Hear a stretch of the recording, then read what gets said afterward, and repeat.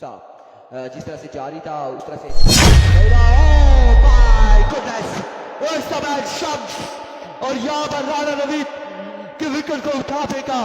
उखाड़ फेंका है और बड़ा ही शानदार बॉल यहाँ पर शम्स लग के बॉल अपने बॉलिंग के निशान से शम्स दौड़े आए oh that's a good delivery excellent delivery दौड़े तेज हुए आए इस बार उड़ता हुआ शॉट एविको once again अपने बॉलिंग के निशान से चाहिए और आप पर पाइए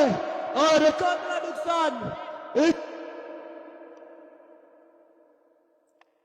Shams what a delivery what a magnificent delivery over का नेक्स्ट बॉल लिए सामने मौजूद है आदिल दौड़ तेज हुए आए बॉल की इस बार सीधे बल्ले से कह रहे हैं एक रन यहाँ पर मिलेगा मजीद था